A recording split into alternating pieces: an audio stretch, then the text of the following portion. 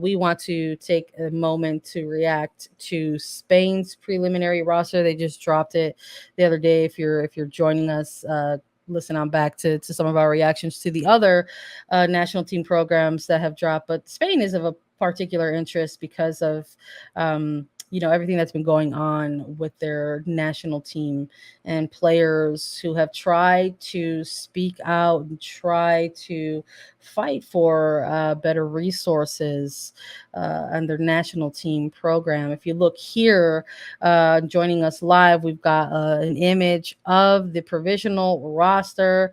Of course, Alexia Putellas, a big headliner in this one, has made the return from her ACL injury. We got to see her in the final Liga F matches, and then we got to see her in Champions League knockout rounds as well. So that's a massive, massive player to have. But they're going to narrow this down. The manager said that they're going to narrow this down by about June 30th to have a final 23 players. But a lot of attention was on this preliminary roster because of people were curious about who was going to be on it and essentially who was going to be left off. Because last year, just to give a refresher and a reminder, if folks are or if folks aren't aware, but last September there were 15 players who essentially rallied together to try to send a private email to the federation, essentially asking for cultural changes. And they've been referred to Las Quince ever since. And they wanted to essentially say that, we'd like to talk about some cultural changes at the national team level. And unless there's a joint agreement to have these conversations, we have to continue to refuse national team call-ins. And unfortunately, the Spanish Federation kind of flipped the script on these 15 players and essentially said that, players cannot call for the firing of a head coach, which is, from what we understand in that email, was not something that they asked for. And the federation further went on to say that they will not be welcomed back until they recognize their mistake, their error, and ask for forgiveness. And it was quite the headlines around, this team in their state at the time. And since then, we've seen a lot of players, many of them who play for Barcelona, go on to reach, more success with their club team. We just saw, Patrick Guijarro just have an excellent Champions League final, lift another title with Barcelona. She is a player who is not going to be part of this World Cup roster. We also look and see someone in Mapi Leon.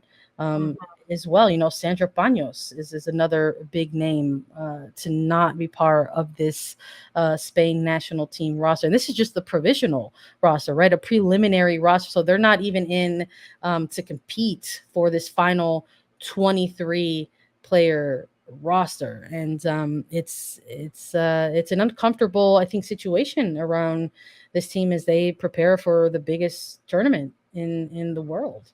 I think that's the big question, Sandra, is how much is this going to affect the team that is prepping for participating in the World Cup? The 30 that we just saw going to be narrowed down to 23 without that list of players who have over the years been so influential in this Spanish squad. So how do those 30 players focus on them and not get dragged down by, there's going to be a lot of talk around this team.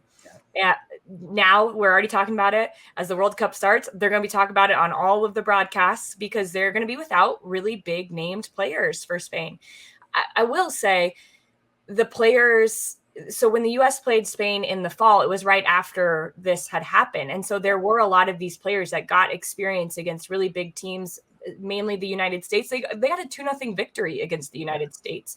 And a couple of the players that were effective in that game are on this 30-player preliminary roster. So I think it's about how, the U.S. often talk about a bubble and how they put themselves in a bubble when they're at the World Cup where they try not to let anything else in. Can this Spanish squad do that? Because, Sandra, when we've seen them play over the years, like they this could be one of the best chances for Spain to make their best run at a World Cup. But now they're without all these players that could have really been effective for them. How do these players put themselves in a bubble and say, hey, we know how we want to play. We want the ball. We want to be effective. We have some talent still in who we're bringing, because it's still a very talented roster. But it has to be about us. And it's interesting. The whole situation is really interesting. It's sad that this is how it's come to be, that we're going to be without these players. But, I think it's also really bold to stand up for something that you believe in. And I think the interesting thing will be afterwards. I think Jorge Vilda, the head coach, has been there since right after the 2015 World Cup. That's a long tenure for a national team coach.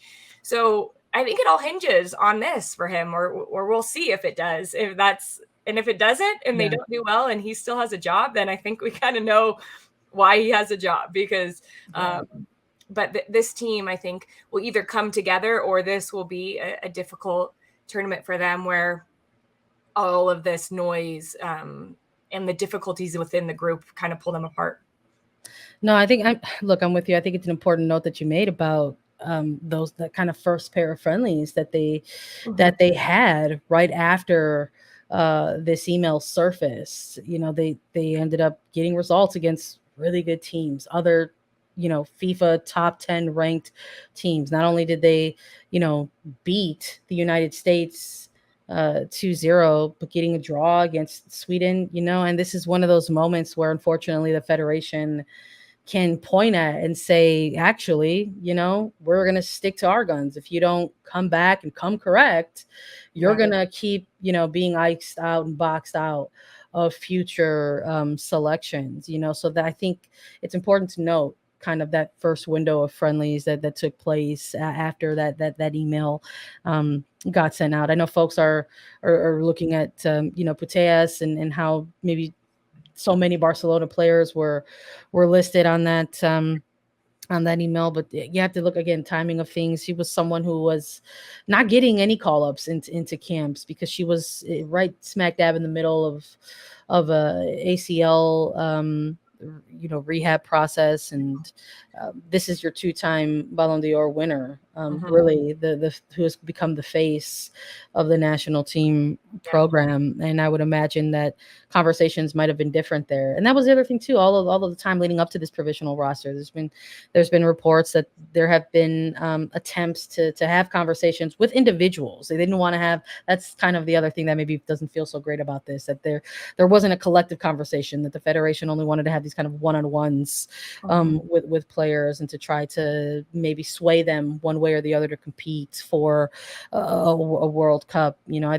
There was that possibility there that Bonmati might not have been on this roster, but she is now. But I think even that, it sent off a lot of kind of red flags, like how tough this can be. But it's a little, no Mapi Leon, no Patri, no Claudia Pina, no Sandra Pani. That this is just like, it's weird to me to not see these names on Spain's even provisional roster, and then knowing that they're not going to be there for the final 23. So it's it just sort of feels like phase one of this moment, because this roster still needs to be narrowed down to 23. We will see what the final 23 looks like at the end of the month, and of course we're going to react to more of these as they continue to drop. Of course, we're waiting patiently for the U.S. national team and their roster as well. We've got all the rosters rolling out for you on CBSSports.com. I'm doing my best to update them as they come on out, so make sure you bookmark that. Great. Yeah, make sure you bookmark that if you need it, if you're trying to look at all the players across all the national teams. But that is a wrap